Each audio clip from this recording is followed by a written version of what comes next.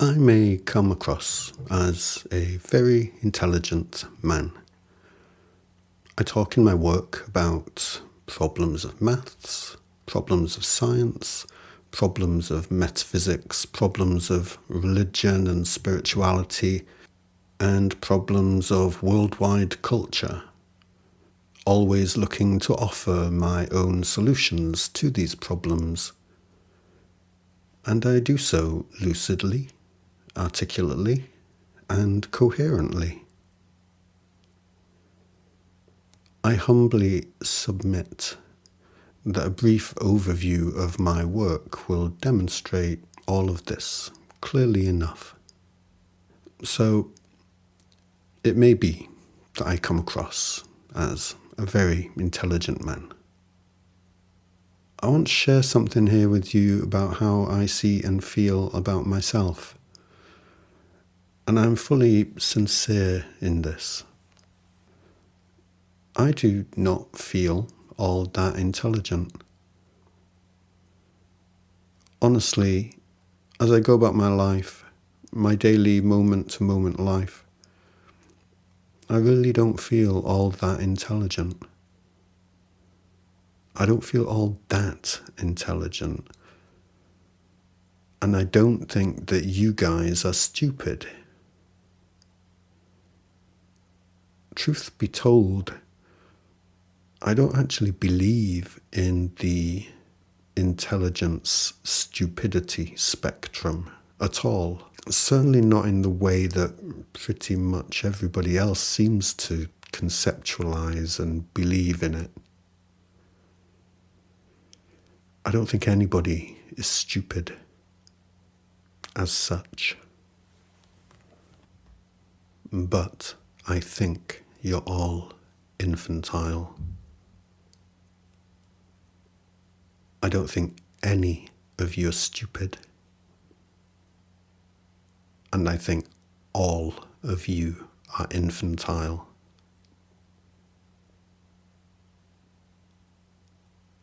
I so wish I could get a true representation right now of how many of you are feeling pissed off at me for saying that. And how many of you are nodding in recognition.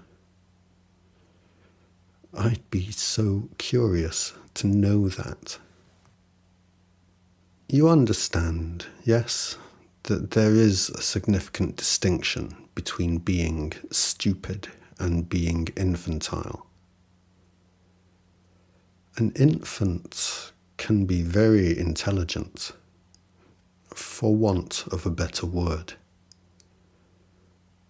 And yet, regardless of how bright, how quick-witted, how precocious they may be, they are still an infant. Because, well, they are an infant. They just are. Me telling you all that I think you are all infantile is not me coming on here to throw insults at you in an effort to make you all feel bad about yourselves. I don't want any of us to feel bad about ourselves. That is the very last thing I wish for. It really is. I actively wish to see us all feeling good about ourselves. I truly believe we should all feel good about ourselves. Because I believe there is so very, very much about ourselves that it would be good for us to feel good about. I am passionate in my wish to see us all feeling good about ourselves. And it is my passionate wish to see us all feeling good about ourselves that has me telling you here that I think you are all infantile. Hopefully, my letting you know this will be enough for you that you will be willing to stick around and hear me out on this. So I will break this down for us. Please have some patience with me. Firstly, I'd like to stress that I do not have any kind of problem whatsoever with infants. I think old people are wonderful things, adults are wonderful things, adolescents are wonderful things, children are wonderful things, babies are wonderful things. I think human beings in all their stages of development are just the most wonderful things. I think we're amazing, incredible, and I love that we exist. I really do. I love that we exist, and I would miss us all if we stopped. As an adult, you may well take being called infantile by me or anybody as a strong insult. But when I am saying it here, insult is the last thing I am intending. What I am wishing to do here is share an observation, and I have the most positive intentions for wanting to share this observation. Let me explain. So, before I get into a description of the behaviours that I see as qualifying as infantile, I'd like to make it clear that I see the cause of our infantility, our arrested development, as being our culture, our human worldwide culture itself currently being in a state of arrested development. Simply put, I see you all as being infantile because I see the culture that we are all living in as being infantile. Our culture, as far as I am concerned, is infantile.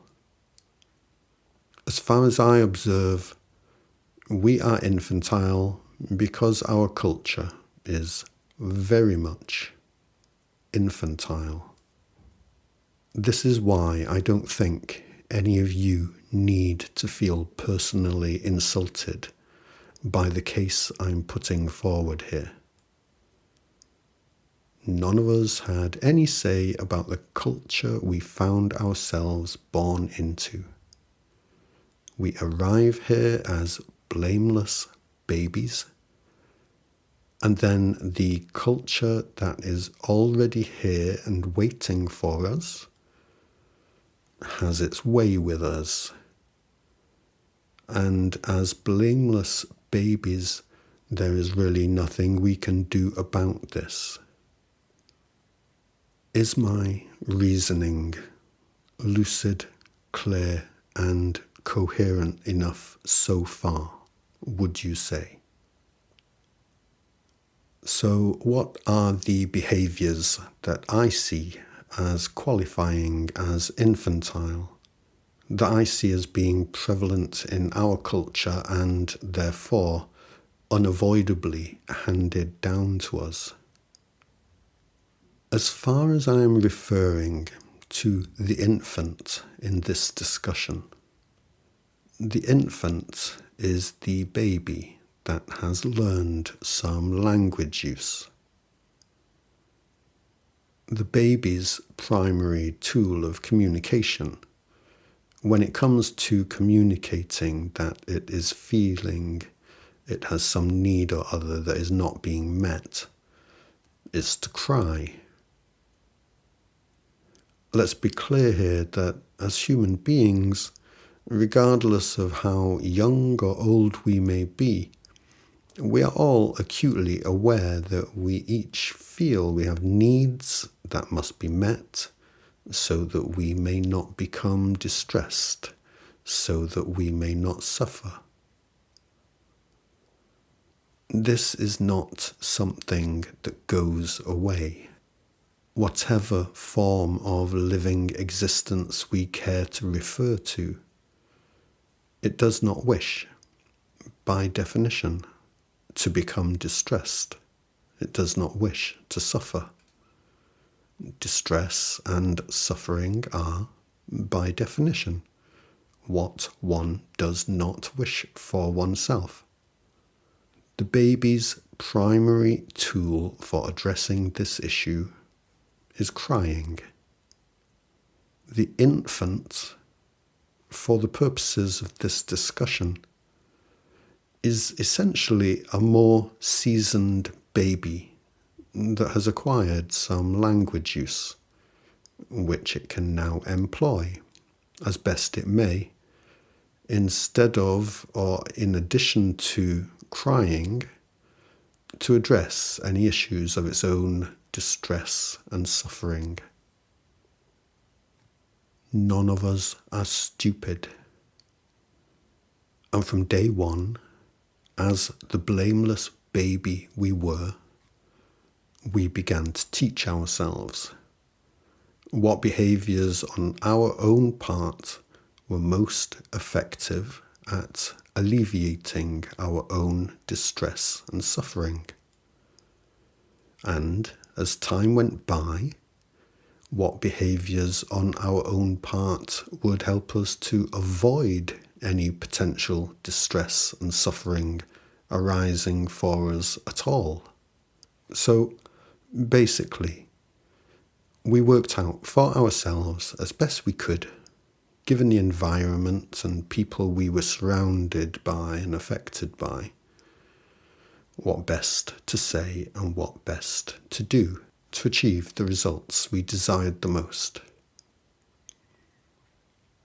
This is a blameless form of selfishness that any adult can understand and appreciate.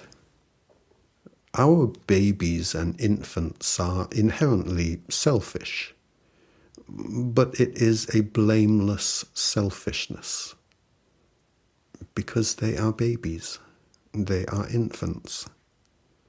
They just got here and they are in the earliest stages of development for a human being that has been born into this world. The difference between the baby and the infant is that where the baby essentially has no control over what happens to it, the infant begins to have some say over its own experience. Just how much say the infant has will vary from case to case. But none of us are stupid. We all witness the cause and effect at play in our lives, and we all quickly learn which of our own behaviours bring us the results that are closest to what we do wish for and furthest from what we least wish for. So, where the baby, with its own minimal levels of agency in its own life, is largely reactive, the infant, with its own growing and developing levels of agency in its own life, begins to become calculated. If I do this, then I know from experience what is likely to happen. If I do that, I know what is likely to happen. And, I wonder what will happen if I do this, and so on. None of us are stupid. What is meant to happen as an infant develops further towards adulthood is that they come to see and understand the bigger picture. The bigger picture that exists beyond the scope of their own personal and immediate needs, fears, and desires. This is what is meant to happen along the road to one's own adulthood. This is not to say that they are meant to lose their own selfishness. I'm not suggesting that for a second. I'm not suggesting that you should learn to not be selfish. I'm certainly not suggesting that I myself am not entirely selfish. I am. I am entirely selfish. How shall I not be? I am conscious living existence and I wish for the best for myself. Of course I do. I'm not even looking for this to ever stop. It is only that as one develops towards one's own adulthood and apprehends and comprehends more and more of that bigger picture, one's own understanding of what the best for oneself can even look like within this bigger picture, within the context of this more expansive understanding, develops also. The infant is concerned with the most immediate and short-term issues and gratifications. The adult sees further and deeper, and this gives the adult an agency over their life that far surpasses that of an infant. An adult still selfishly wishes for the best for themselves, and this is no bad thing. In fact, it is quite the opposite. It is a good thing for any consciously living thing to wish the best for itself. It is only that an adult has a greatly expanded oversight of and insight into what actually would be best for them. And this is where our culture can clearly be seen to be still in its own infant stage of development. And this is why I see none of you as stupid and all of you as infantile. Our culture is infantile. Which culture am I specifically referring to here? All of it. I'm referring to all of it. All human culture to date, no exceptions. I'm referring to global culture as a collective of the many and varied cultures it is comprised of. And I'm referring to each of those individual cultures in and of themselves. And I am referring to the personal culture of each individual one of us. The personal culture we each have chosen for ourselves to operate by. All of these examples of culture, operating at their various scales, they're all infantile. The lot of them. Have you ever witnessed one more dominant infant tell stories to a less dominant infant so that they can get their own way? All human culture currently is in the practice of doing this. All of it.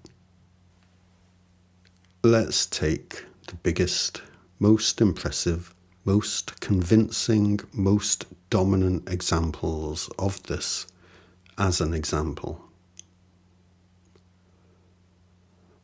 I often, in my work, offer religion and science as the two big examples of the self-polarization of human culture, human society. But today I'm going to be a little more expansive and add a third global cultural benchmark into the mix. So let's take a look at religion, science, and capitalism. Let's take a look at these three huge examples of modern day human culture and look for signs of infantilism in all three. I choose these three examples as being largely dominant in our world right now because something like half of the world is religiously minded, while something like half of our population believes in the blind energetic forces espoused by scientific doctrine. I'm including capitalism here because it is the capitalists who have pretty much all of the money, naturally, obviously, and self-evidently. And so it is the capitalists, whether they be religiously or scientifically minded, who have the greatest resources of all of us for creating news media, entertainment media, and social media. It is the capitalists who are most effective in this world these days at getting their own infantile stories told and listened to. Okay, so let's start with science culture first.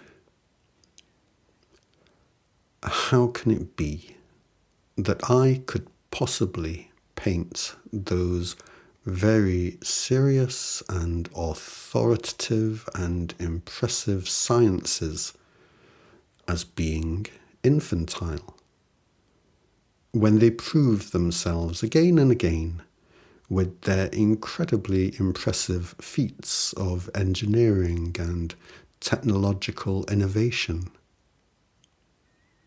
I would not dispute the technological innovations of the sciences for a second. As I said earlier, we humans are wonderful and incredible beings as far as I am concerned. And our ability as engineers and inventors, well, it takes my breath away. I'm proud of us for the things we are able to achieve. I'm really hugely proud of us. But I'm talking here in this video about the differences between the very immediate and short-term worldview of the infant and the more expansive, big picture view of the adult. Our science culture is a very, very bright and talented and inventive infant. A prodigy, you might say. But an infant all the same. When it comes to seeing the big picture that one needs to see if one is to qualify as an adult, our science culture is resolutely infantile. The big picture that a human adult must have at least some grasp of in order to qualify as an adult is some true and actual grasp of reality, of what we actually are, of how we came to be here, and of what all of this surrounding existence is and why and how it should be here. Despite science culture's remarkable cleverness and inventiveness, the story that it tells about all of this is not a true and adult understanding. It is an infantile story. It is a hack for not understanding. Science culture believes in blind energetic forces. Science culture essentially believes that everything, all of existence, including us, is nothing more than blind energetic forces. Blind energetic forces doing what blind energetic forces do. And that is it. That is as far as this infant prodigy has been able to get to an adult comprehension of the big picture.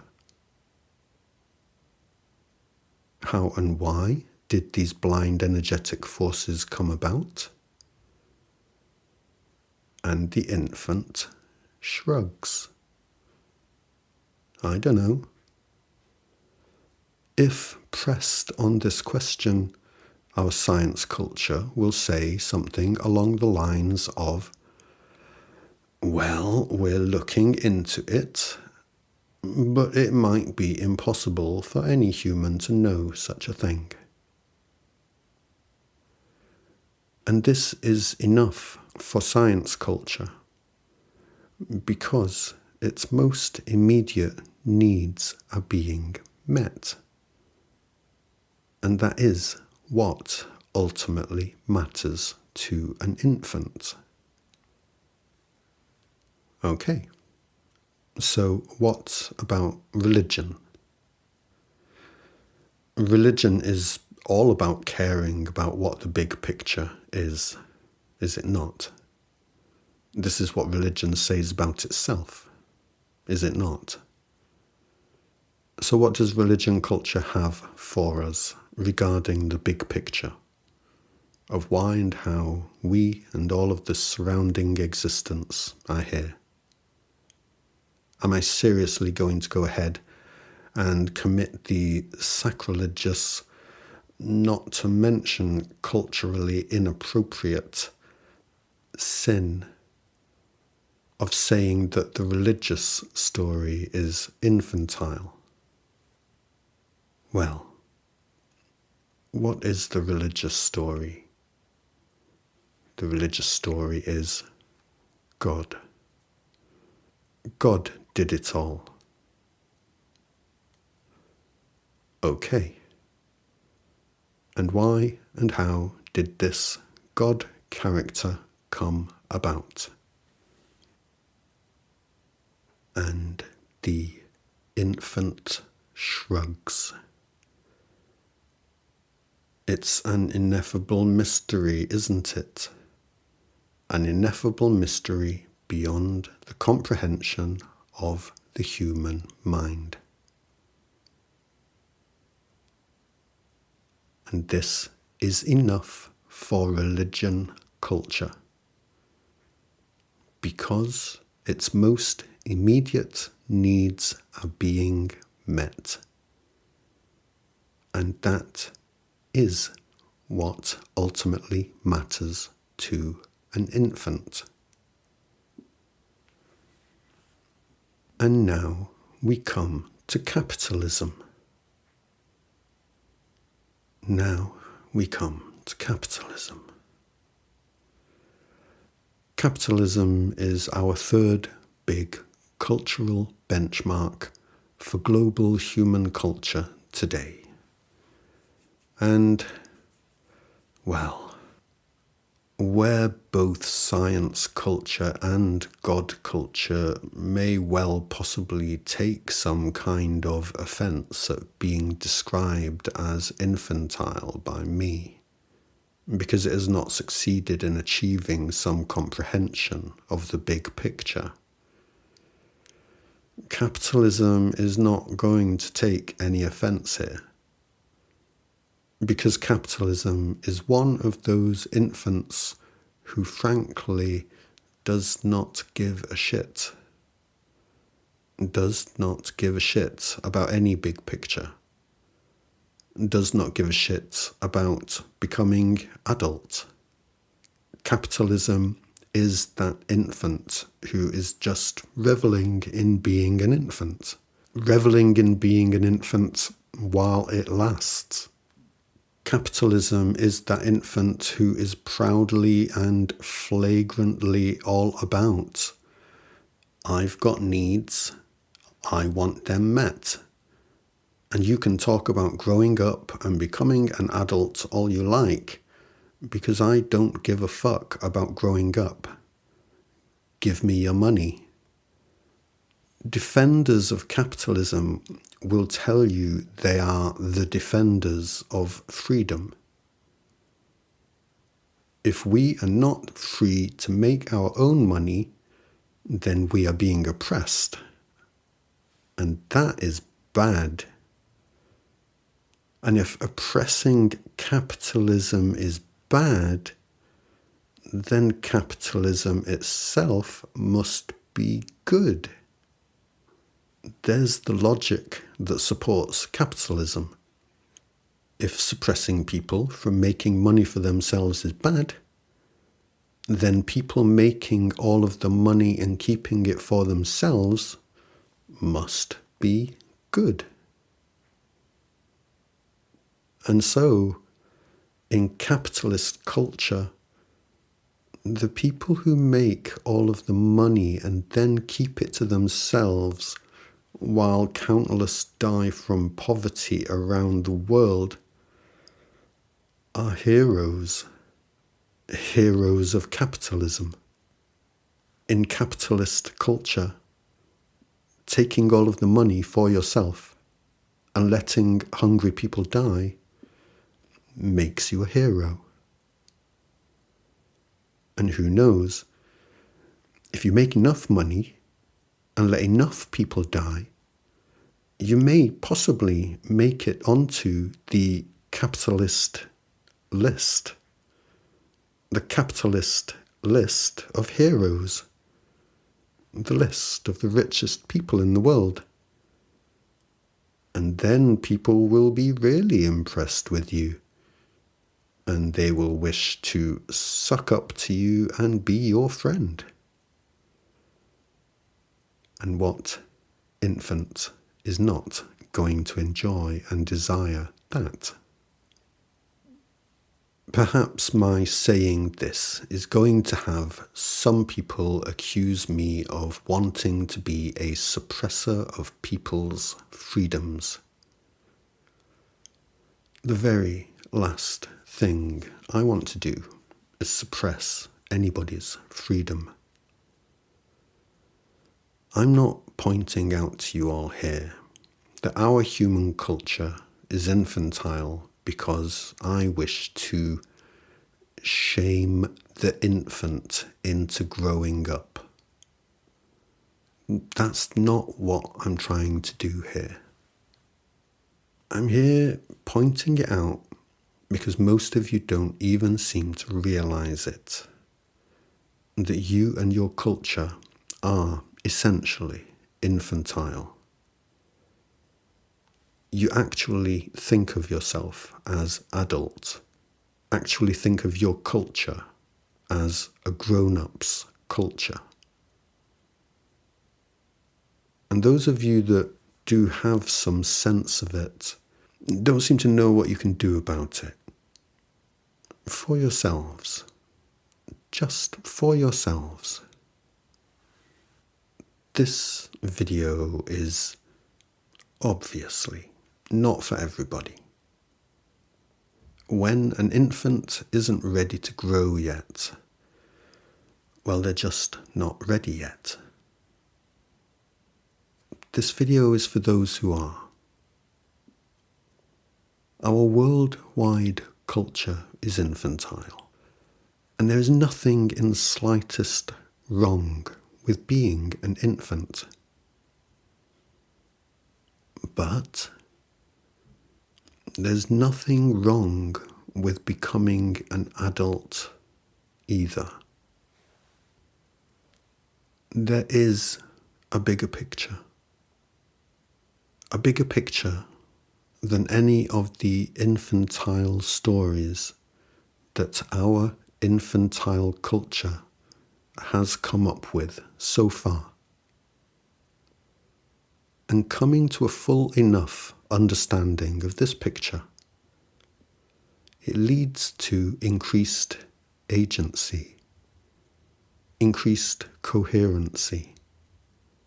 The increased agency and coherency of being a genuine adult, rather than an infant pretending to the other infants that they are the most grown-up. Our cultures all around the world do just that. They try to pass themselves off as grown-up, as impressively authoritative. But when you ask them to really explain the most foundational reality of their claims, their stories, they all shrug and say that it is something that can't actually be known. It's the best they can do because they're infants and they don't know. The actual truths that are the source, the cause of us and all our surrounding existence, the truths that reveal the big picture, that allows us that more expansive view, that enables us to become adults after such a long wait. They are simple and easy enough to understand. There are infants that are afraid still to grow up, and there are infants that are still simply reveling in being an infant. And then there are the infants that are kind of tired of it and ready for something more. If you are one of these, I promise I'm not after your money. I'm not after telling you an infantile story of my own. In my work, which is all on my website, all free to view, all free to download, all released into the public domain, I share the simplest, most foundational truths that are not at all impossible for a human to understand. I share it all freely, not because I'm looking to start some kind of movement or religion or cult, but just because I am an adult.